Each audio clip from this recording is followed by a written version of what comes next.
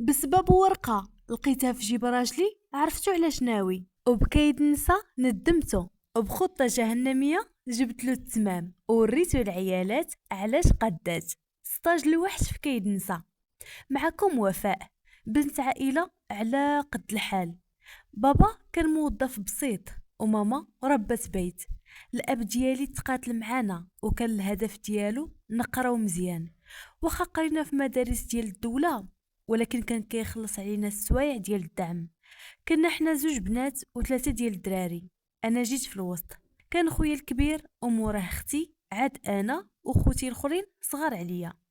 مشات ايام وجات ايام حتى وصلت للبكالوريا، وخديت الباك بنقطة زوينة. وقال لي بابا دفعي للمدارس، وهداك الشي اللي درت. من بعد تقبلت في وحدة، وكانوا العائلة ديالي كلهم دعموني، ومنهم خويا الكبير اللي كان في هذاك الوقت مزوج. دور معايا، مشيت خديت بزاف ديال الحوايج زوينين، وكيف بدات القرايه مشيت، والوقت كله خصصته لقرايتي، لدرجه ماما ما كتخلينيش نعاونها في والو.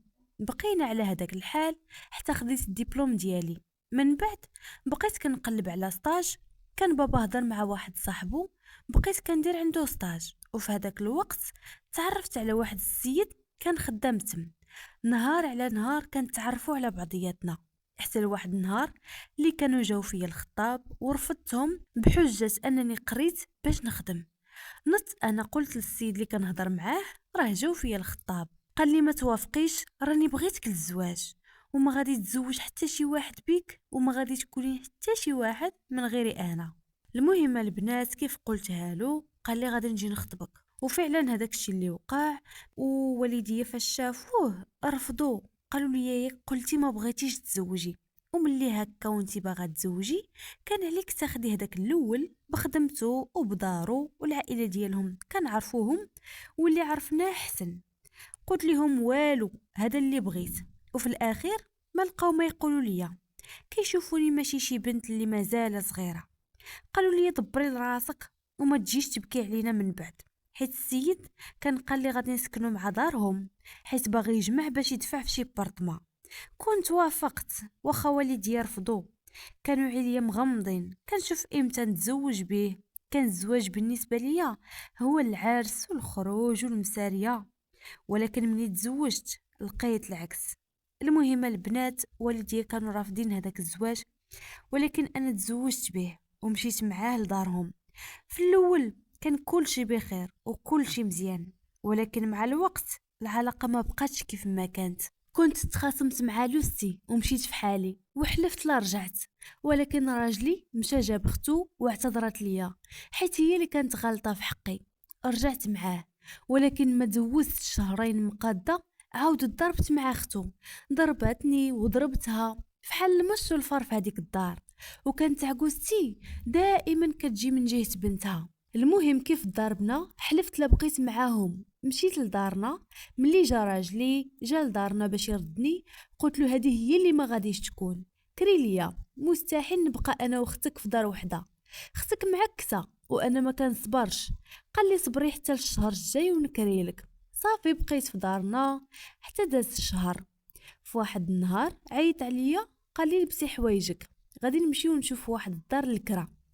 نط بالفرحه لبست عليا، جا ومشينا مع السمسار، شفنا جوج ديال الديور واختاريت وحده ورحنا ليها. حتى لهنا علاقتي براجلي كانت زوينه، كان قال لي بغيت ولادي ما حدي مازال صغير، وما جاي دور العام حتى حملت وتزدت عندي بنت. جاو عندي الحباب درنا السابع، وبقيت مقابله بنتي والراجل خدام ما خصنا حتى شي خير. انا كنت صابره على راجلي، كيبغي ياخد ليا هكا شي حاجه كنقول له لا، اجمعهم باش نفرشوا الدار وناخدوا آلة الغسيل وشحال من حاجه خصاتنا. كان كيقول لي انتي مرا ديال الزمان. كنت كنفرح وكنبدل غير بالحوايج ديال الدهاز ديالي، ولا الى خويا ولا بابا خدا ليا شي لبسه اولا ماما. اما الا دوروا معايا بالفلوس كنديهم للراجل، كنقول له خود زيدهم على ديالك باش ناخدو ثلاجه زوينه ولا عجانه، المهم اللي خدينا غير شويه بشويه. وهذاك الشيء اللي وقع، مشات ايام وجات ايام، فرشنا هذاك الصالون وهذاك السيجور، وخدينا عجانه ثلاجه مصبانه. المهم هذاك الشيء اللي كيخص اي دار. هنا فاش خدينا هذاك الشيء مره كنقول لراجلي عطيني الفلوس باش ناخدها كشي كسوه، كيقول لي ما عنديش، وكنثق به صافي وكنميك عليه.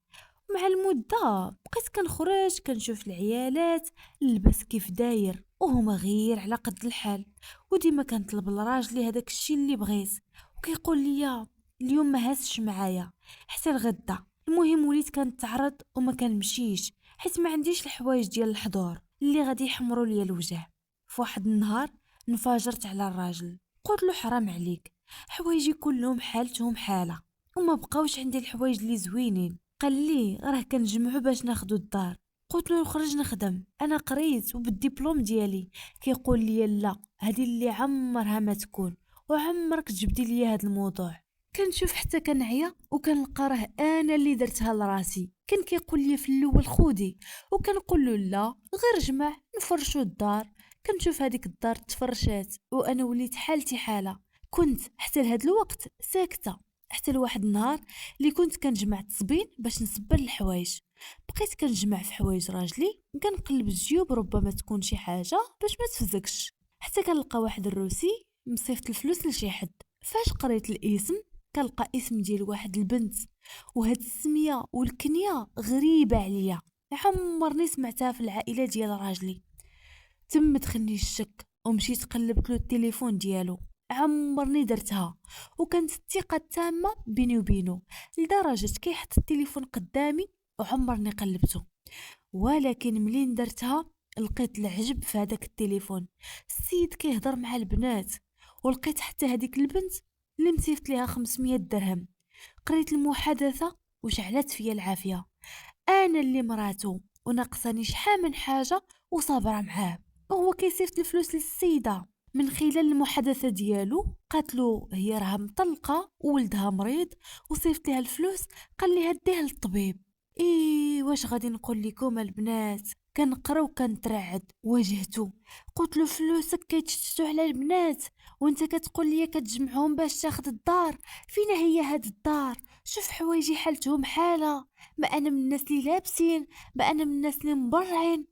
قال لي فهمتي غلط، هذه راه خط صاحبي وهو اللي عطاني باش نصيفط ليها. قلت له واش مازال زايدها بالكذوب؟ وفي الاخير اعترف بالغلط ديالو وطلب مني السماحه، وخرجنا شرى لي جوج ديال الكساوي. المهم البنات نسيت الموضوع، قلت ما نديرش المشاكل وكل شي رجع بخير. حتى دازت 3 شهور على هاد الواقعه. قلت له خذ لي بيجامه عجباتني، قال لي ما هزش معايا، ميكت عليه.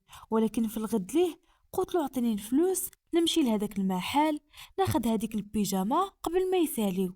رفض وغوت عليا، قال لي ما عنديش، وياك يلا خديت لك جوج ديال الكساوي هذه 3 شهور كنخلص الكرا وما كيبقى ليا والو، وزيد عليها المصروف. قلت له راك غادي تخلص هذاك الشيء وغيشيت لك الخير، حيت انا عارفه الصالير ديال راجلي. المهم البنات خليته حتى نعس، خديت له التليفون كنقلب حتى كنلقى السيد مازال كيهضر معاها وكيصيفط ليها. تقلقت وكيف صبح الحال هزيت حوايجي ومشيت لدارنا. ملي جا من الخدمه ما لقانيش ما فهم والو، جا لدارنا قال لي شنو كاين ما شنو كاين، عاودت له طلب مني السماحه ورجعت معاه. ولكن السيد ما كيحشمش، من بعد ما دازت 20 يوم على هاد الشيء كنحس السيد مازال كيهضر معاها. ملي واجهته غوت عليا، قال لي اش داك التليفون ديالي؟ تغاوتنا وضربني. هزيت حوايجي ومشيت لدارنا، جلست مع راسي وفكرت وقلت كل مره جايه لدارنا، ما انا من الناس اللي مهلين في راسهم، ما انا من الناس اللي مرتاحين في نفسيتهم. تم خططت وحلفت حتى ندير الحل راسي وما نبقاش نخلي له الفلوس يشيطولو. وهذاك الشيء اللي درت، قلت وفاء اللي قاريه وبالدبلوم ديالها تدار بها. كيف جا الراجل باش يردني قلت له بغيت نرجع معاك، ولكن غنرجع بالشروط ديالي، خود ليا شي كادو عند الدهيبي. كان وافق، مشيت انا وياه عند الدهيبي، اختاريت واحد الخاتم اللي كبير وعامر. السيد بقى كيدور في عينيه، حشم يقول لي لا قدام السيد. خديته خلص وخرجنا. وليت كيف كيتخلص كنديه المحلات ديال الحوايج وكناخذ اللي بغيت ليا ولبنتي وكيخلص، اما باش يعطيني الفلوس كيرفض. كنت مره كنهز التليفون ديالو ما كنلقى والو، حتى لواحد النهار اللي بغى يفضحوا الله وصلوا واحد الاشعار في الفيسبوك، دخلت له كنلقاه مرونه مع هذيك السيده في الفيس. انا كنت حماره كنقلب ليه الواتساب ما كنلقى والو. قلت راه السيد دخل سوق راسو، الساعه هو راه كيهضر معاها في الفيسبوك. ومن خلال هضرتهم عرفت العلاقه ديالهم وصلت لشي مواصل لي كبيره بزاف، لدرجه هذيك الليله بقيت بلا نعاس. والمشكله هادشي جديد، تم قررت نتفك منه. فاش رجعت معاه قلت نبقى نشري الحوايج ليا ولبنتي وهكا غادي ناخد حقي. الساعه هو ما بغاش يحشم. كيف ما قلت لكم بقيت سهرانه كنفكر. كيف صباح الصباح لبست عليا ومشيت كنقلب وكندور حتى كنلقى واحد السيد كيشري وكيبيع في هداكشي ديال الاتات القديم. وقلت له واش تشري عندي، وصورت هداكشي قبل وكان عجبو هداكشي حيت مازال نقي. قال لي مرحبا، امتى غادي تجيبيهم؟ تفاهمت معاه. تم مشيت عند واحد السيد مول الكاميو، قلت له واش تجي عندي من هنا اليومين؟ قال لي مرحبا نجي عندك من اليوم. قلت له لا، اعطيني النمره ديالك، من هنا اليومين نعيط عليك جي عندي في البلاصه. قال لي مرحبا. قلت له واش عندك شي دراري هكا اللي هزوا لي الرحيل؟ قال لي مرحبا هما اللي موجودين. تفاهمت معاه على الخلاص ديالو، شحال باش غيهز الرحيل والبلاصه فين غيديه وهادوك الدراري اللي معاه شحال غادي نخلصهم. المهم البنات كنت هضرت مع خويا اللي مزوج، قلت له ها شنو واقع ليا وها شنو واقع ليا. هذاك النهار ما تمشيش للخدمه باش تجي توقف ليا مع الدراري يهودوا ليا الرحيل. قال لي هي الاولى. قلت له ما تقول لماما وبابا والو وما تقول لراجلي والو. هي هذيك البنات، السيد كيجي من الخدمه كنتعامل معاه مزيان بحال الا ما وقع والو. كيجي يقرب عليا كنقول له مريضه، كيقول لي مالك كنقول له غير مريضه. ويا البنات بديت كنجمع الرحيل شويه بشويه. كيجي الراجل كيقول لي مالك علاش كتجمعي الصالون والسيجور؟ كنقول له والو غير بغيت نخمل. وهي هذيك البنات كنجمع الحوايج وكنجمع. كيف دازت يومين كنعيط على خويا كنعيط على مول الكاميو، جمعت هذيك الدار كلها هودوها ما خلاو حتى شي حاجه، من ثلاجه من مصبانه من فران من البلاكار من السدادر من البونج، اي حاجه هذيك الدار ما خليت فيها حتى شي حاجه. كلشي ديتو لهداك السيد وصراحه الله ما ضيعنيش فيهم، بالعكس هو جاتو همزه لما مازالين نقيين وكيبالو فحال الا جداد. المهم انا قلت واخا يعطيني فيهم غير نص الثمن ما عنديش مشكل، المهم نرد حقي. مشيت لدارنا، تم فتحت والديا في الموضوع، قلت لهم هذاك الراجل هو اللي ما غاديش نرجع معاه. قالوا لي اللي بغيتي، وخا الام والاب ديالي خاصموا عليا وقالوا لي هذاك الشيء اللي درتي ما خصوش يدار. السيد فاش رجع من الخدمه بالليل كيجي كيلقى البرد، ما فهم والو، كيعيط عليا كيلقى لي طافيه التليفون. جا للدار قال لي شنو كاين ما كاين، عاودت له هذاك الشيء من الاول حتى الاخر. السيد جعر وبدا كيغوت عليا فين الماعن، ردي الماعن، هذاك الشيء ماشي ديالك، هذاك الشيء فلوسي. قلت له اسمع نقول لك ها شنو لقيت في التليفون ديالك وها شنو لقيت، وانا وياك علاقتنا هلا سالات، وهذوك الماعن الفلوس اللي كان كيدور معايا الاب ديالي وخويا كنت كنعطيك منهم باش تاخذ منهم هادوك. اذا هذاك الشيء خديناه انا وياك، وكنت كنحرم راسي من بزاف ديال الحاجات باش نفرشوا هذيك الدار، وفي الاخر تجي تخوني. هذه هي اللي عمرها ما تقول لك. المهم البنات قلت له عندي سكرينات ديال هذيك المحادثه اللي بيني وبينك، يا اما تطلقني وتعطيني الحقوق ديالي كلها ولا غادي نضرب لك الطر في العائله ديالك وكل شيء غادي يسيق الخبار. انت اللي عزيز عليك تبان مثالي قدام العائله ديالك، غادي يعرفوا بالخيانه ديالك. السيد تما لقى ما يقول لي، بقى مره كيبقى يزوق فيا وكيقول لي سمحي لي، ولكن القرار ديالي كان نهائي. وفي الاخر طلقنا. من بعد بقيت في دارنا، بقيت كنقول شنو غندير ما شنو غندير، بقيت كندفع هكا بزاف ديال الخدامي باش نخدم.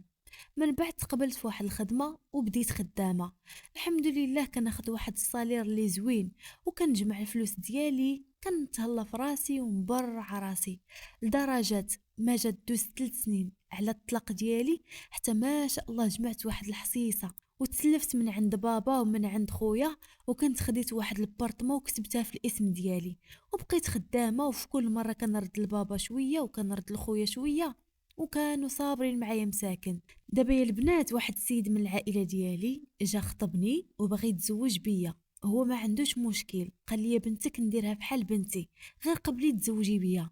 وانا خايفه يكون طامع في الدار ديالي، والديا كيقولوا لي تزوجي وانا متردده. دابا يا البنات واش نتزوج بهذاك السيد اللي من العائله ديالي، حيت كيبان الله يعمرها دار، ولكن انا في صراحه خايفه من المشاكل ديال العائله. كنقول نبقى حتى يجيب لي الله شي راجل يكون هكا بعيد على العائله، باش حتى الا وقع شي مشكل الله يحفظ ما يبقاش هذاك المشكل الكبير بين العائلات. الوريدات ديالي كانت هذه هي القصه ديال اليوم. خليو لي الاراء والتعليقات ديالكم الزوينه بحال قلوبكم، وما تنساوش ديروا لايك لاختكم هاجر وتشتركوا في القناه وتفعلوا زر الجرس باش توصلوا دائما بالجديد. واللي بغات تشارك القصه ديالها ما عليها غير تصيفط لي في الواتساب ولا في الانستغرام. نشوفكم في قصه جديده. دمتم في رعايه الله وحفظه.